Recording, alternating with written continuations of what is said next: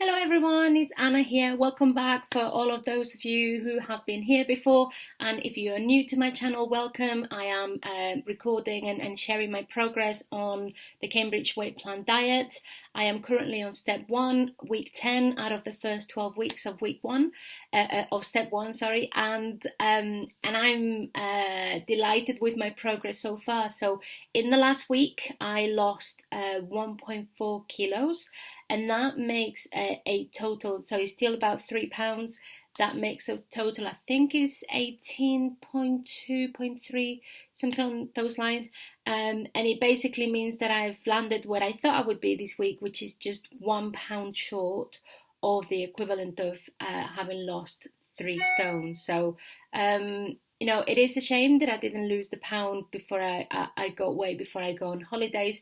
But from next week, I am on a 2-week holiday and I am delighted to see what will happen whilst I'm away. I am taking my products with me so that I can continue to do the diet whilst I'm away.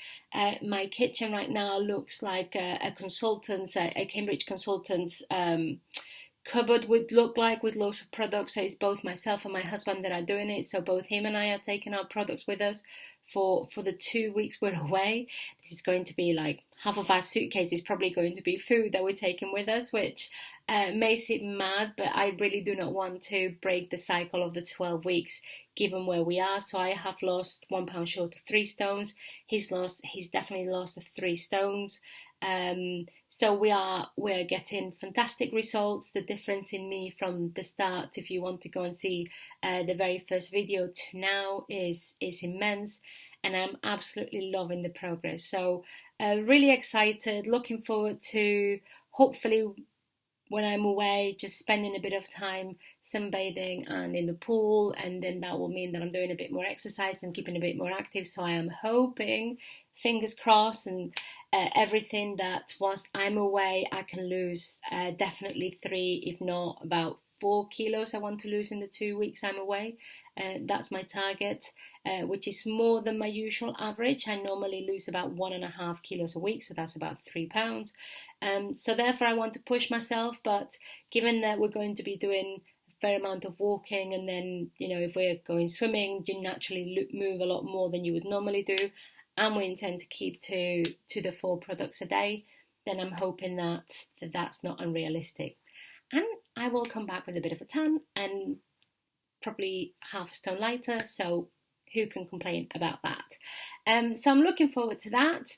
And then what I wanted to touch base on from a topic of today to discuss is the process of weight loss, because it is actually, having lost the amount of weight that I've lost now, is I'm 1.5 kilos away from 20 kilos. Let me just give you the total in pounds. Is 41 pounds to date, and yeah, I'm really short of the 3. It's 2.9 stones. So I'm so close to the 3 stones. But having lost that amount of pounds, having lost that amount of weight, 41 pounds, I thought it was worth just recapping on the weight loss process and how it feels to go through it. And by no means do I think that I'm the expert on this. By no means is this a comprehensive list. But I know that there are things that you feel that you go through that are normal, but it means that you have your emotional ups and downs, and that it all is all part of a process that you go through.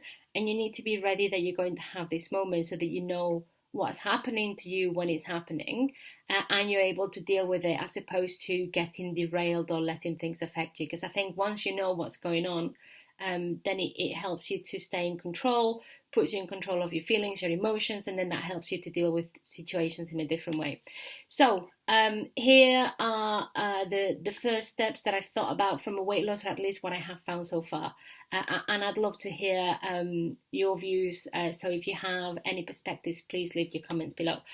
So in terms of weight loss, I think the very first thing that is the biggest challenge at times can be getting started. So finding that motivation. What is that one thing that kind of triggers you, that snaps you out of the whatever dynamic you've got yourself into that is not helping you, that is making you put weight on, and that is going to really give you the well, motivation is the obvious word, but it's going to make you feel like you want to do that.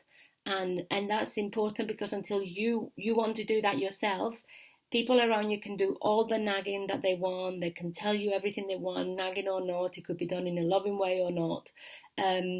But until you're convinced yourself that you want to do it, you're not going to get started, and you're not going to stick to it. You may just do half-assed efforts, but the reality is that you're not going to get into it. So finding that motivation, and what is it that keeps you, that gives you that goal. For some people, it's a short-term event. For other people, is whether it's a wedding or a birthday or going on a holiday or something like that.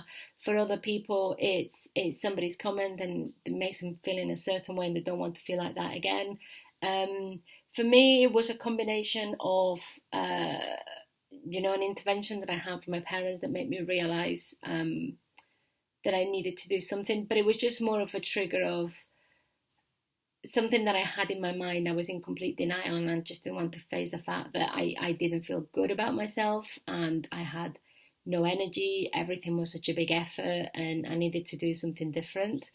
So hearing the words that I got really struck a chord in terms of, Anna, you keep denying this and you keep blocking it, but you cannot keep avoiding this. This is there, and your weight is only increasing. So unless you start to really think about this seriously, you're not, this is only going to get worse. And for me, it was starting to get to the point that, it was affecting my daily energy a lot. It was starting to affect my mobility and what I could do, and even just taking a dog for a walk in what would now be like literally 5 minutes would be a big effort. So anything like that, because I was in so much pain or out of breath or discomfort, or I just felt embarrassed and didn't want to go out, and all of those things just really affected me, and for me it was a way of confronting it. So finding that motivation is very important.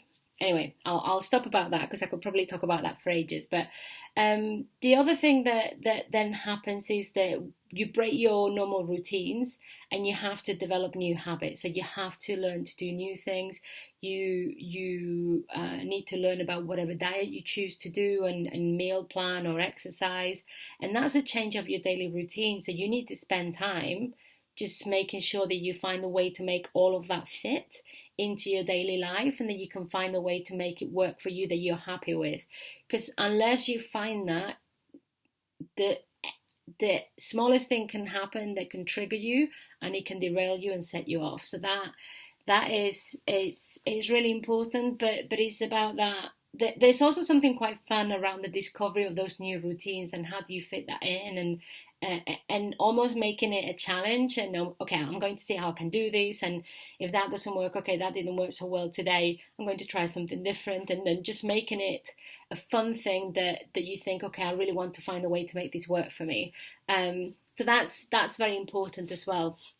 I think the third stage that you go through during weight loss is you got your motivation, you've got your plan, and then you're doing the plan and you're waiting for results. So that process of, oh my God, am I doing the right things or not? Am I going to get the results or not? And this is where, excuse me, choosing the right diet for you is so important, because only you know what is the pace that feels right to you.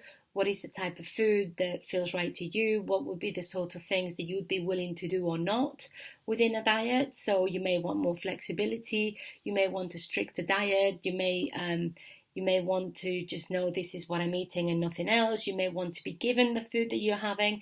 It very much depends on the individual. For me, I have done several things before, and I find that I stick to it better when I know this is what I can and not eat. So I've done things like a juice cleanse, and I've done an extended juice cleanse for 60 days, and that was tough, but I got into it, so I knew that I could be quite disciplined when I want to. And I was looking for different diets, and I actually had tried Slim Fast before trying the Cambridge Weight Plan. And it was okay, but A, I was feeling tired and hungry all the time, and B, I just wasn't sure that it was the right thing. So I started to research different diets, and that's how I came across the Cambridge Weight Plan. I was looking for a meal replacement diet. I knew that that's what I wanted because it would be like juicing, but more convenient because I wouldn't have to do all the juicing in the morning and all the effort that went along with it. So doing that, and finding a diet that, for me, why the Cambridge diet clicked is because the products give you all of your nutritional needs that you will need any day, in terms of vitamins and minerals, etc. So you know that you're giving your body what it needs to function. Whereas with the juicing, you're giving it a huge amount of nutrients, but your balance may not be right depending on the type of juices that you do.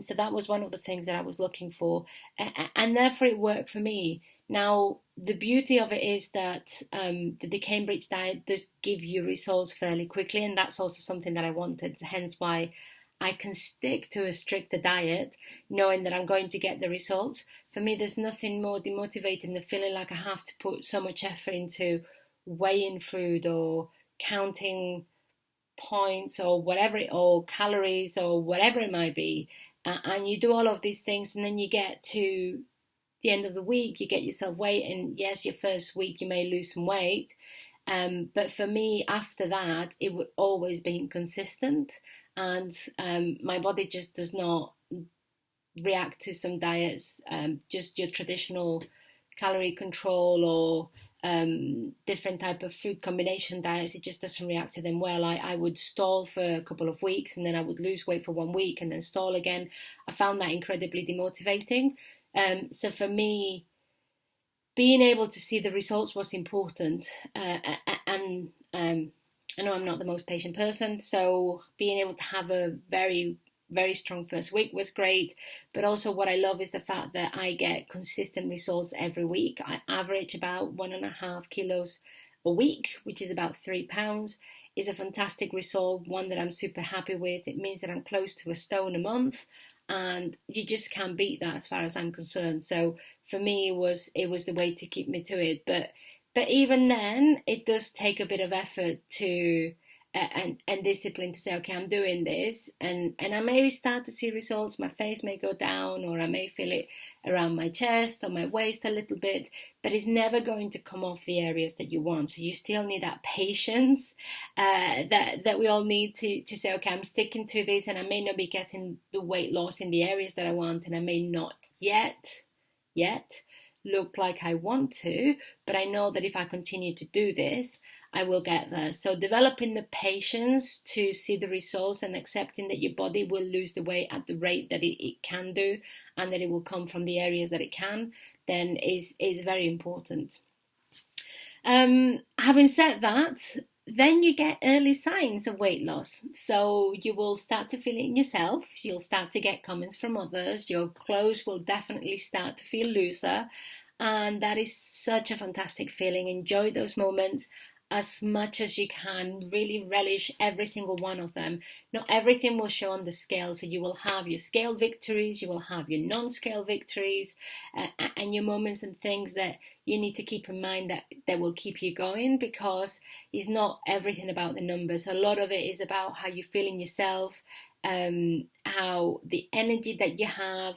If you've been in some form of discomfort because your weight was hurting your back, for example, is that easing off? Are you finding that a little bit better?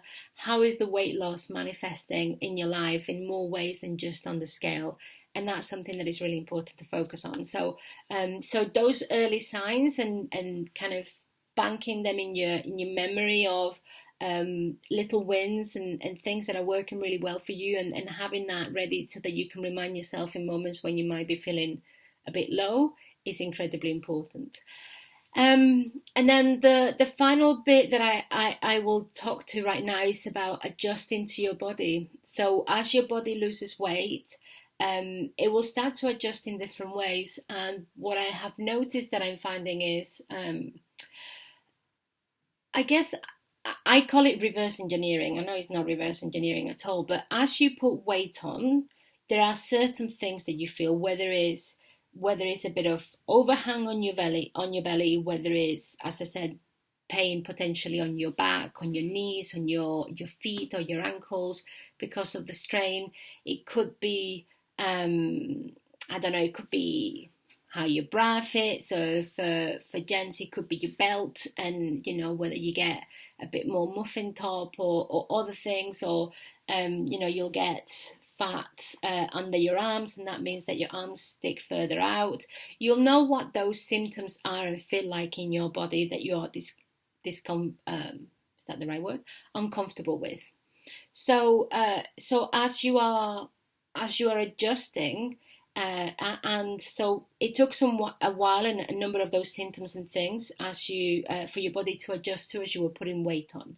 But as you lose it, you will find that you may be getting some of the symptoms back, but in reverse order. That's why I call reverse engineering. So, for example, you may have had a back pain for a while, and then after a bit and you put more weight, it may have eased off, or it may have moved from your back to your hip, or from your hip to your knees. You'll find that as you lose weight, you almost get those same symptoms, but in reverse order. So your knees may start hurting, and then they'll ease off a bit, and you think, oh, I'm doing so great. And then your hips may start hurting instead of your knee. And you think, oh, hang on a minute, I remember this is how it felt when I was back in, 2 months ago, whenever it was that you were putting weight on. And then you'll lose a little bit more weight, and then maybe your hips don't hurt so much, but it will be your back that starts hurting again. So this is as your body's losing the weight and it's adjusting, you will find that there may be all things that come back because your body's reversing back to the position where it should be. So you're easing off the pressure on your back, but as you ease it from one area, it may just affect other areas of your spine. I keep doing these movements because I'm picturing belly overhang and pressure on your lower back. But that's one element. It may be that you'll find that in your clothes. It may be that you'll find that clothes that used to fit you, they start to fit you now, or because you're losing weight from different areas, they may not fit you in the same way as the last time you wore them. So, for example, I've shared that before, that I've noticed that I'm losing more weight around my chest than around my belly, or more quickly around my chest than around my belly. So I'm finding that there are shirts that now are incredibly loose up here, but they are more normal, or they fit better around my waist.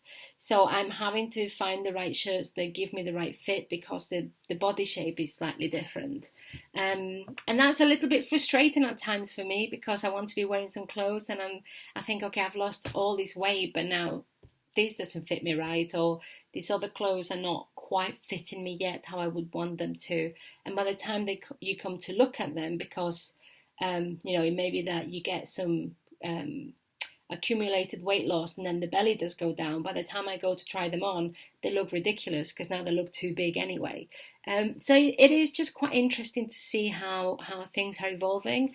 I feel like I am on the brink of starting going into a different size, but I'm not quite there yet. So I've already gone down a dress size, but I'm kind of adjusting to another dress size. So there is a little bit of mental discipline and patience in knowing that your body is adjusting to a new normal, and as you continue to lose weight, it will continue to adjust. And instead of giving yourself a hard time, you really need to just accept the fact that this is part of the process. I am grateful that my body is losing the weight, even if it's not from the areas that I want to see, but sooner or later it's going to get there. Now, go back to my point. I know I'm going to get 1.5 kilos, so about 3 pounds weight loss every week, which, to say with such certainty, seems like an incredibly outrageous thing for me, because I would never, before starting this, I would never have made such a statement. But I know that if that's the way that I'm losing, and if I continue to do the plan, I know that I will lose that, then even if those clothes don't fit me now, I know that give it a month, that is almost a stone. There's no chance that if I can fit in them but they don't fit well now, that in a month's time they're not going to fit me. I know that they will. So to have that certainty is just amazing, because I know that all I need to do is stick to my plan, continue to do it, continue to have my 4 products, having black coffee with ice today.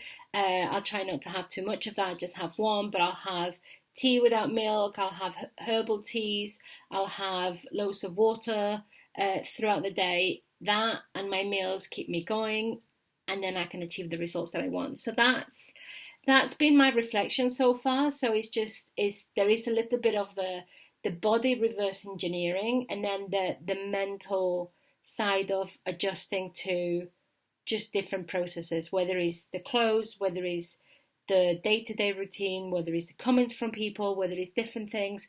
All of it is part of the weight loss process, and I'm just recognizing it for what it is, as opposed to letting it affect me. So I do spend some time thinking, okay, this has happened, or this is how I have felt today. Why is that, and what's driving it? And that's actually helping me stay in a really positive space. Because to say that I've been doing eating 4 meal replacement consistently every day for 10 weeks is, that is 70 days, which is easily said, is already more than I ever did on the juicing. And I'm actually loving every second of it. I have the products that I look forward to, and I can really stick to it. Granted, I'm a bit of a hermit and I don't go out too much. And when I go out, I mainly go out to have coffee or tea or go shopping, and try not to surround myself with food. If I have to surround myself with food, I try to get myself mentally prepared for it, because I'm going to be around that. But I'm in the right space to keep going. So that's become my weight loss process. When I come back from my annual leave in 2 weeks' time, I'm going to be on step 2. That's going to be weird and wonderful after 12 weeks. So it will be interesting to see how that evolution goes. But I will let you know all about it. I don't know yet if I'm going to be able to vlog whilst I'm away or not. I will try to, but I can't guarantee it. So if I don't talk to you before the last week of August, when I will be back, have a great month of August. I hope that you have fantastic weight loss results. If you leave any comments, I will reply to them. So please let me know how you're getting on, and I look forward to hearing from all of you. Have a great couple of weeks, and I'll see you all soon. Bye.